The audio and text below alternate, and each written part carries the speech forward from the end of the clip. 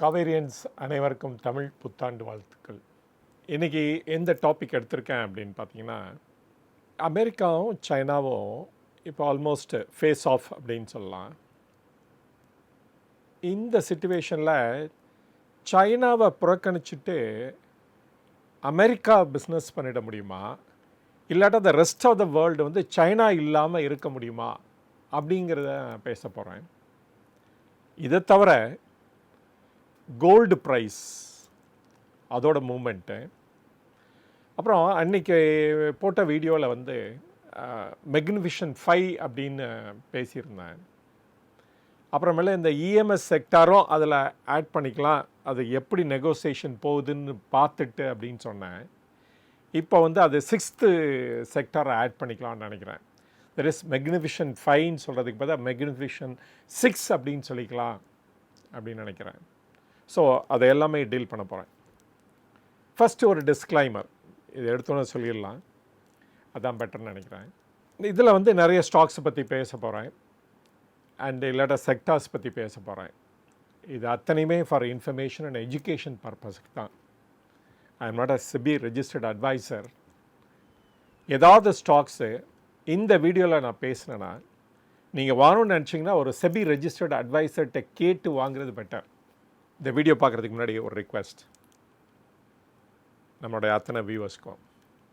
நிறைய பேர் சப்ஸ்கிரைபர்ஸ் இல்லாதவங்க கூட இந்த வீடியோவை பார்க்குறீங்க. சப்ஸ்கிரைப் பண்ணுங்கள், ஷேர் பண்ணுங்கள், அண்ட் லைக் கூட பண்ணுங்கள். அப்படி பண்ணால் எனக்கு வந்து ஒரு புத்துணர்வு கிடைக்கும். சார் நிறைய பேர் பார்க்குறாங்க, அதுக்காக இன்னும் ஒர்க் அவுட் பண்ணோம், இன்னும் வந்து பெட்டர் வீடியோ ப்ரொடியூஸ் பண்ணோம் அப்படின்னு எனக்கு ஒரு என்கரேஜ்மெண்ட்டாக இருக்கும் அப்படின்னு நான் ஃபீல் பண்ணுறேன். So thanks.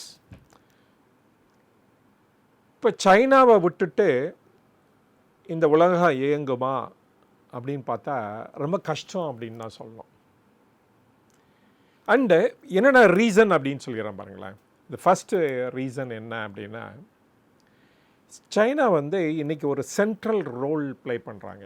இதை எப்படி பில்ட் பண்ணாங்கன்னா, அந்த பாஸ்ட் 20 இயர்ஸில் அந்த லெவலுக்கு ரீச் ஆகிட்டாங்க அப்படின்னு தான் சொல்லணும். மோர்ஸோ இந்த பேண்டமிக்கு அப்புறம் இன்னும் ஜாஸ்தி அவங்களோட இன்ஃப்ளூயன்ஸ் இன்க்ரீஸ் ஆகிடுச்சு அப்படின்னு தான் சொல்லணும். பாருங்கள், 29% of the manufacturing activities in the world is from China, and 90% of the rare earth metals அது வந்து அகெயின் ஃப்ரம் சைனா.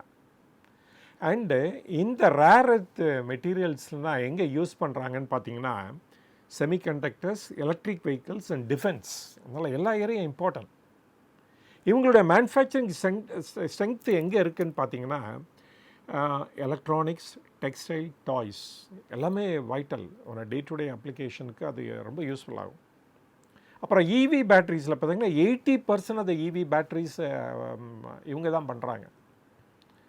அதனால் எந்த எலக்ட்ரிக் வெஹிக்கிள்ஸாக இருக்கட்டும், இல்லை ஃபியூச்சர் இந்த ரெனியூவபிள் எனர்ஜியாக இருக்கட்டும், அதுக்கு எல்லாமே எலக்ட்ரிக் வெஹிக்கிள், எலக்ட்ரிக் பேட்ரிஸ் ரொம்ப ரெக்வயர்டு. அப்புறம் ஸ்டீல் அண்ட் அலுமினியம், அவங்க தான் the largest producer of steel. 1100 tons, million டன்ஸை ப்ரொடியூஸ் பண்ணுறாங்க ஈச் இயர். அந்த second is India, way behind 140 million tons தான். சோலார் பேனல்ஸ் சொல்ல வேணாம், சோலார் செல்ஸில் நியர்லி 80% அண்ட் சோலார் பேனல்ஸில் நியர்லி 70% அகெயின் ஃப்ரம் சைனாவில் தான் வருது. இன்றைக்கி cheapest price solar panels and cells அவைலபிள்னா it is again from China only. And what about API, அது மறந்துவிட முடியாது. ஃபார்மசூட்டிக்கல்ஸ், இன்றைக்கி வந்து நம்ம ஃபார்மா இண்டஸ்ட்ரி வந்து ஹெவியாக சைனாவை நம்பிட்டு இருக்காங்க. And nearly 30% of our API வந்து சைனாலேருந்து தான் வருது. இந்த வேர்ல்டு ஓவரும் அதே மாதிரி தான். ஸோ ஃபார்மா இண்டஸ்ட்ரி சஃபர் ஆகும் அவங்கள வந்து நம்ம புறக்கணித்தோம்னா. அப்புறம் electronics, assembler and component hub அப்படின்னு சொல்லணும் சைனா. அது எதர் செல்ஃபோனாக இருக்கட்டும், இல்லாட்டா அதர் எலக்ட்ரானிக் எக்யூப்மெண்ட்டாக இருக்கட்டும். இப்போ காரே ஃபுல்லாகவே எலக்ட்ரானிக்ஸ் ஆகிடுது. ஸோ அத்தனைக்குமே அவங்க தான் பிக் பிளேயர். இன்ஃபேக்ட் அமெரிக்கா வந்து இன்றைக்கி வந்து இந்த பேனை லிஃப்ட் பண்ணாங்க. எதுக்கு? எலக்ட்ரானிக்ஸுக்கு. என்ன ரீசன் அப்படின்னா இவங்க தான் டாமினன்ட் பிளேயர். இப்போ சைனா இல்லாமல் செல்ஃபோனாக இருக்கட்டும், லேப்டாப்பாக இருக்கட்டும், கம்ப்யூட்டராக இருக்கட்டும், எங்கேயுமே எக்ஸ்போர்ட் ஆகாது. ஸோ அதனால் அவ்வளோ இம்பார்ட்டன்ட் அண்ட் சென்ட்ரல் ரோலில் அவங்க வந்து ப்ளே பண்ணுறாங்க. அதனால் சைனா விட்டு நம்ம வந்து பிஸ்னஸே பண்ண முடியாது அப்படின்னு சொல்லலாம்.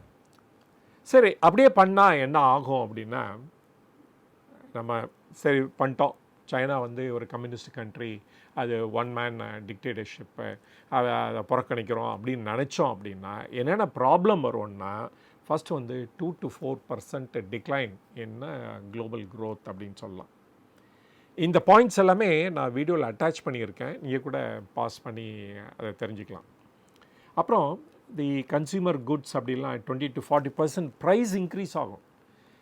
இன்ஃபேக்ட் நம்மளுடைய மேனுஃபேக்சர் WPI இண்டெக்ஸை பார்த்தீங்கன்னா அது குறைஞ்சதுக்கு யார் காரணம் அப்படின்னா, ஐ வில் சே 50% வந்து சைனாக்கு கிரெடிட் கொடுக்கணும். ஏன்னா அவங்கக்கிட்டேருந்து நம்ம நிறைய இந்த இன்டர்மீடியட் ப்ராடக்ட்ஸ் வாங்குறதுனால அந்த ப்ரைஸும் குறைஞ்சிருக்கிறனாலையும் நம்மளுடைய இந்த ஹோல்சேல் ப்ரைஸ் இண்டெக்ஸும் குறைஞ்சிருக்கு அப்படின்னு தான் சொல்லணும். ஸோ அதனால் they play a central role இந்த இடத்துல. அப்புறம் இன்ஃப்ளேஷன், அவங்க இல்லை அப்படின்னா இன்ஃப்ளேஷன் வில் இன்க்ரீஸு, அது வந்து லாங் டேர்ம் கான்சிக்வன்ஸ் வரும். இந்தியா மட்டும் அஃபெக்ட் ஆக போகிறதில்ல, யூரோப்பும் அஃபெக்ட் ஆகும், அமெரிக்காவும் அஃபெக்ட் ஆகும், the rest of the world இதனால் அஃபெக்ட் ஆகும். அண்டு க்ளீன் எனர்ஜி, இவங்களோட ரோல் வந்து மேஜர் இந்த க்ளீன் எனர்ஜி. இன்றைக்கி சோலாரு அண்டு இவங்க இல்லாமல் நம்ம பேசவே முடியாது. அதனால் இந்த solar or the clean energy காஸ்ட்லாம் ட்ரெமெண்டஸாக இன்க்ரீஸ் ஆகும். அண்டு லாஜிஸ்டிக்ஸ், இவங்க கொடுக்குற கண்டெய்னர்ஸும் ஷிப்பிங்னால தானே இந்த வேர்ல்டு குளோபல் ட்ரேடே இன்றைக்கி வந்து நடக்குது அப்படின்னு சொல்லலாம். இவங்க இல்லைன்னா குளோபல் பிஸ்னஸே நடக்காது அப்படின்னு சொல்லலாம். இப்போ இந்த ஆப்பிள், இந்த டெஸ்லா, போயிங் இந்த மாதிரி கம்பெனிஸ்லாம் எடுத்துட்டிங்க அப்படின்னா இவங்க வந்து நிறைய வந்து சைனாவை டிபெண்ட் பண்ணிகிட்ருக்காங்க. இவங்க இல்லை அப்படின்னா இந்த இந்த குட்ஸ்லாம் வேறு எங்கேயாருந்து வாங்க வேண்டி வரும். அந்த ப்ரைஸ்லாம் 20 to 40% இன்க்ரீஸ் ஆகிடும். சரி, நம்ம வந்து சைனாவை நம்பி இல்லாமல் இருக்க முடியாதா? ஏன் நம்ம வந்து அவங்கள தான் நம்பி இருக்கணும் அப்படின்னு நினச்சோம் அப்படின்னா, ஏன் வந்து சைனா வந்து அவ்வளோ இம்பார்ட்டன்ட் அப்படின்னா, த ஸ்பீடு, த ஸ்கேல், த காஸ்ட் எல்லாமே இம்பார்ட்டன்ட். அங்கே அந்த எல்லாமே பண்ணுவாங்க. நான் கூட 2005 வந்து ஹெச்டிசி அப்படிங்கிற ஒரு company, that is power plant equipment produce பண்ணுற கம்பெனிக்கு போயிருந்தேன். அது வந்து ஆக்சுவலாக வந்து 5 times bigger than DHL. நம்ம largest power equipment manufacturing company in India வந்து பார்த்திங்கன்னா BHEL. இது வந்து நான் ஹெச்டிசின்னு சொல்கிறது வந்து ஆக்சுவலாக ஸ்மாலஸ்ட் கம்பெனி இன் சைனாவில். அங்கே வந்து இவங்களுடைய கெப்பாசிட்டி பார்த்திங்க அப்படின்னா 5 times bigger than BHEL. So ஒரு ஸ்மாலஸ்ட் கம்பெனிக்கு அவ்வளோ பெரிய சைஸ் இருக்குது. இந்த டர்பைன்லாம் ரெடியாக மேனுஃபேக்சர் பண்ணி வச்சுருப்பாங்க.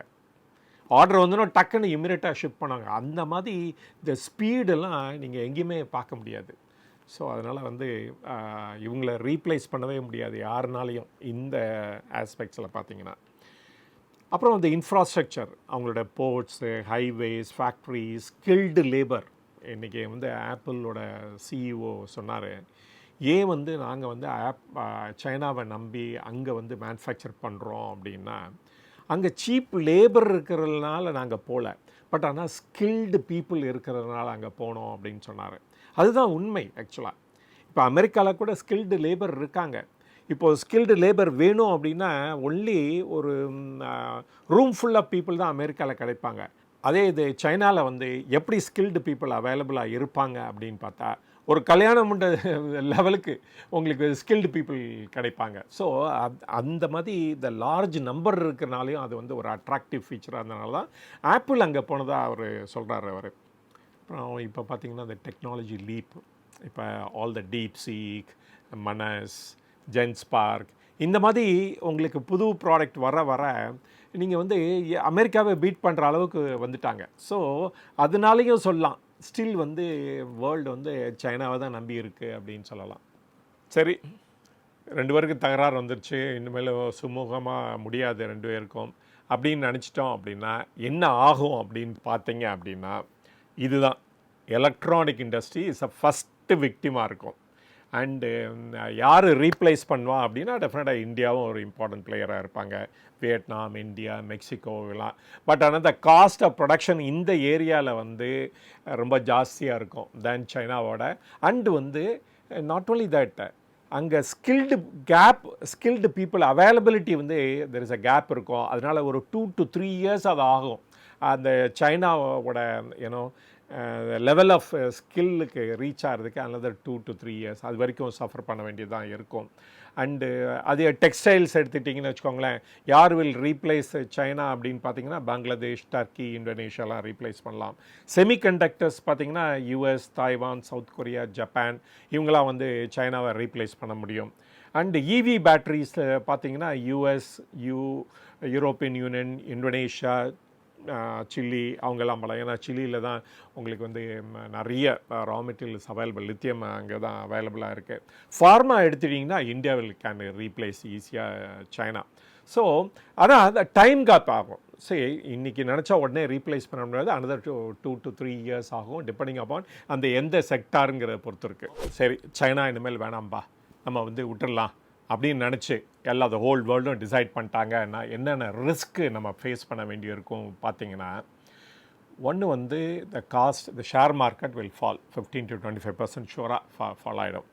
அப்புறம் வந்து காஸ்ட் வந்து இது மேலே போயிடும். அப்புறம் வந்து சப்ளை டிஸ்ட்ரப்ஷன் இம்மீடியட்டாக அதை செட்ரைட் பண்ணுறதுக்கு 2 years ஆகிடும். அண்டு அப்புறமேல வந்து இந்த கண்ட்ரீஸ் நம்ம கண்ட்ரிலாம் நிறைய கேபிட்டல் ஃப்ளைட் இருக்கும், ஷேர் மார்க்கெட்லேருந்து நிறைய வித்ரா பண்ணிகிட்டே போயிட்டுருப்பாங்க. அப்புறமேல இது மோஸ்ட் இம்பார்ட்டன்ட் வந்து இந்த குளோபலில் ஜியோபொலிட்டிக்கல் இன்ஸ்டெபிலிட்டி எல்லா இடத்துலையும் இருக்கும். இதெல்லாம் இந்த டேஞ்சர் ஆக்சுவலாக. இதுதான் புரிஞ்சிக்காமல் இது வந்து ட்ரம்ப் வந்து பண்ணிகிட்ருக்காரு. சரி, இதெல்லாம் மெஷர்ஸ் எடுத்தாகணும், டேரிஃப் இம்போஸ் பண்ணி ஆகணும். பட் ஆனால் அதை நெகோஷியேட்டடாக அந்த டைம்லியாக கரெக்டாக ஸ்பேஸ் விட்டு பண்ணார்னா தென் வந்து இது அட்ஜஸ்ட் ஆகிடும். இந்த குளோபல் ஏன்னோ மேனுஃபேக்சரிங் சென்டர்ஸோ இல்லாட சினாரியோ அட்ஜஸ்ட் ஆகி பெயின் இல்லாமல் அப்படியே ட்ரான்சிஷன் ஸ்டேஜுக்கு போகலாம். பட் ஆனால் யார் அவர்கிட்ட போய் சொல்கிறது, ரொம்ப கஷ்டம் அவர்கிட்ட. அப்போ எவ்வளோ வருஷம் ஆகும்னு பார்த்தீங்கன்னா நிறைய வருஷம் ஆகும், சம்டைம் ஈவன் a decade ஆகும். ஏன்னா 2 decade ஆச்சு சைனா வந்து இந்த பொசிஷனுக்கு ரீச் ஆகிறதுக்கு. அப்போ சைனாவை ரீப்ளேஸ் பண்ணி வேறு ஒரு கண்ட்ரி ஆர் ஃபியூ கண்ட்ரிஸ் இந்த பொசிஷனில் வரணும் அப்படின்னா another decade அது ஆகிடும் இந்த இதுக்கு. அண்டு நிறைய வந்து இன்வெஸ்ட்மெண்ட் தேவைப்படும் இந்த இதுக்கு. ஏன்னா ஆல்டர்னேட் மேனுஃபேக்சரிங் சென்டர்ஸ் க்ரியேட் பண்ணி ஆகணும், ஸ்கில்டு டெவலப் பண்ணி ஆகணும். ஸோ அதுக்கு டிசைரும் வேணும். ஸோ ஆல் திஸ்க்கு வந்து உங்களுக்கு நிறைய கேபிட்டலும் தேவைப்படும். ஸோ இது ரெண்டும் ஒரு மேஜர் இதுன்னு நினைக்கிறேன். இது ரெண்டையும் புரிஞ்சுக்கிட்டு தான் நம்ம செயல் பண்ணோம். இல்லாட்டா வந்து இந்த இதை வந்து சைனாவை விட்டுட்டு வேறு யாரும் பிஸ்னஸ் பண்ணிட முடியாதுன்னு தான் நான் நினைக்கிறேன் நான்.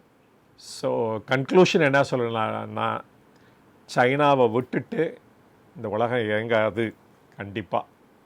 அதனால் அவங்களோட பெட்டர் ரிலேஷன்ஷிப் தான் யூஎஸ் வந்து ஒர்க் அவுட் பண்ணோம், ரீசனபிள் டேரிஃப் இம்போஸ் பண்ணி அது எப்படி வந்து அவங்களுடைய டெஃபிசிட்டை ட்ரேட் டெஃபிசிட்டை குறைக்கிறதுக்குன்னு பாடுபடணும். அண்டு வந்து ஹை இன்ஃப்ளேஷன் அந்த பீரியட் இருக்குது பாருங்கள், அந்த நெகோசியேஷன் பீரியடில் ஹை இன்ஃப்ளேஷன் இருக்க தான் செய்யும். சைனாவை விட்டு இன்னொரு கண்ட்ரிஸுக்கு போகிறதுனால ஒரு டிஸ்லொகேஷன் இருக்கும், இந்த சப்ளை செயின் இன்னும் டிஸ்டர்ப் ஆகும். தென் வந்து ஈவன் ஹியூஜ் அமௌண்ட் ஆஃப் இன்வெஸ்ட்மெண்ட்டும் தேவைப்படும். அதனால் த நெகோஷியேட்டட் செட்டில்மெண்ட் தான் த பெஸ்ட் வே அவுட்டு இந்த டைமில் அப்படிங்கிறது தான் என்னுடைய பார்வையிலேருந்து தெரியுது. அமெரிக்கா எப்படி இதை பார்க்க போகிறாங்க அப்படிங்கிறது தெரியல. ஸோ பார்ப்போம். இன்னொரு 90 days டைம் இருக்குது. எப்படி வந்து அதுக்குள்ளே அமெரிக்கா வந்து சைனாவோட நெகோஷியேட் பண்ண போகிறாங்க அப்படின்ட்டு. ஆனால் ஏற்கனவே இந்த எலக்ட்ரானிக்கு புட்ட பேனை வந்து லிஃப்ட் பண்ணார். அதே வந்து சைனா வந்து வரவேற்று அறிக்கையெல்லாம் விட்டாங்க. ஸோ ஏன்னா சைனா வந்து nearly $100 billion worth of electronic குட்ஸ்க்கு அமெரிக்காவுக்கு அனுப்பிச்சிட்ருக்காங்க. அவங்களுடைய 450 பில்லியன் எக்ஸ்போர்ட்டில் nearly $100 billion வந்து எலக்ட்ரானிக் குட்ஸும் இருக்குது. இது வந்து ஒரு குட் சைன் அப்படின்னு சொல்லலாம். அண்டு இது வந்து கரெக்டான டைரக்ஷனில் போகும்னு நம்ம எதிர்பார்க்கலாம். ஸோ பார்ப்போம் எப்படி நடக்க போகுது அப்படின்ட்டு. வித்தின் 90 டேஸ்க்குள்ளே இதை பற்றி நமக்கு தெரியும். அப்புறம் கம்மிங் டு த கோல்டில் பார்த்தீங்க அப்படின்னா அகெயின் வந்து டச் த பீக் அப்படின்னு தான் சொல்லணும். ஸோ இன்றைக்கி என்ன கோல்டு ப்ரைஸ் இருக்குதுன்னு பார்த்துலாமே. பார்த்தீங்கன்னா இன்றைக்கி வந்து கோல்டு ப்ரைஸ் வந்து $3,229 பர் ட்ராய் அவுன்ஸ் அப்படின்ட்டு. ஸோ இது வந்து மேலே போயிட்டே இருக்குது. ஆக்சுவலாக ஸ்லைட்டாக கரெக்டாக இருக்குது. $3,245 இருந்தது. அண்டு இப்போ வந்து $3,229 இருக்குது. இதே சமயத்தில் டாலர் இண்டெக்ஸ் பார்த்திங்கன்னா 99.64. இதுதான் முன்னாடி கூட நான் சொல்லிகிட்டு இருந்தேன். இந்த ட்ரம்ப்போட எய்ம் என்ன அப்படின்னா டாலரை வீக்கன் பண்ணோம் அப்படின்னு. இப்போ டாலரை வீக்கன் ஆக ஆரம்பிக்க வரைக்கும் இந்த கோல்டு ப்ரைஸு இன்க்ரீஸ் ஆக தான் செய்யும். அது ஏன் அப்படின்னா பாருங்கள், தெர் இஸ் அ ரிலேஷன்ஷிப் அது ரெண்டுக்குமே. வீக் டாலர் என்ன ஆகும் அப்படின்னா மித்த கரன்சிலாம் அப்ரிஷியேட் ஆக ஆரம்பிக்கும். லைக் ஃபார் எக்ஸாம்பிள் ரூபாவே பாருங்களேன், 85.40 இருந்தது. தென் 86.40 கிட்ட போச்சு. இப்போ அகெயின் ஸ்ட்ரெங்தன் ஆகி திருப்பி 85 கிட்ட வந்துருச்சு. ஸோ இது வந்து டாலர் வந்து வீக்கன் ஆகும்போது மித்த கரன்சிலாம் ஸ்ட்ரெங்தன் ஆகும்போது இது சீப்பாக இருக்கும். ஸோ கோல்டை வாங்குறதுக்கு நிறைய டிசைர் இருக்கும். அப்புறமேலே நார்மலாக வந்து ஷேர் மார்க்கெட் குறைஞ்சிச்சின்னா எங்கே நிறைய ஃபண்டு போகிறதுக்கு சான்சஸ் இருக்குன்னா பாண்ட் மார்க்கெட்டில். இப்போ பாண்ட் மார்க்கெட்டில் பார்த்திங்கன்னா அங்கே வாங்குறதுக்கு ஆள் இல்லை. நான் வந்து எல்லாமே அமெரிக்கா பற்றி தான் பேசுகிறேன். அங்கே வந்து வாங்குறதுக்கு ஆள் இல்லாதனால ஈல்டு இன்க்ரீஸ் ஆகிட்டுருக்கு. இப்போ வந்து ஷேர் மார்க்கெட்லேயும் அன்சர்டன்ட்டி இருக்குது, பாண்ட் மார்க்கெட்லேயும் அந்த ஈல்டு இன்க்ரீஸ் ஆகிட்டே போயிருக்கு, ப்ரைஸ் குறைஞ்சிட்டே போயிட்டுருக்கு. அப்போ வந்து எங்கே போய் இன்வெஸ்ட் பண்ணுவாங்க? கோல்டு தான் இன்வெஸ்ட் பண்ணுவாங்க. அதுதான் அந்த கோல்டு ப்ரைஸு ஏற்றத்துக்கு காரணம்னு கூட நம்ம சொல்லலாம். இப்போ ரீசெண்ட் டைமில் பாருங்கள் நிறைய ப்ரைஸ் இன்க்ரீஸ் ஆகிட்டே போயிட்டுருக்கு. இப்போ பாருங்கள் இன்றைக்கி கோல்டு ப்ரைஸ் வந்து இந்தியாவில் வந்து அபவுட் 93,940 அது மாதிரி இருக்குது. ஸோ அப்படியே மேலே போயிட்டே தான் இருக்குது. அண்டு எது நிறைய பீப்புள் வந்து விரும்புகிறாங்க வாங்குறதுக்குன்னு பார்த்தீங்கன்னா ETF கோல்டு தான். ஸோ அதில் வந்து நிறைய வாங்கிட்டுருக்காங்க. So ETF gold is the best way of investing போல தெரியுது. இந்த வீடியோவை இது வரைக்கும் பார்த்ததுக்கு நன்றி. அப்புறம் இவ்வளோ தூரம் இந்த வீடியோவை பார்த்துட்டிங்க அப்படின்னா தென் வந்து லைக் பண்ணுங்கள், சப்ஸ்கிரைபராக இல்லைன்னா சப்ஸ்கிரைப் பண்ணுங்கள், அண்ட் உங்களோட ஃப்ரெண்ட்ஸோட கூட இதை ஷேர் பண்ணுங்கள். மீண்டும் சந்திப்போம். வணக்கம்.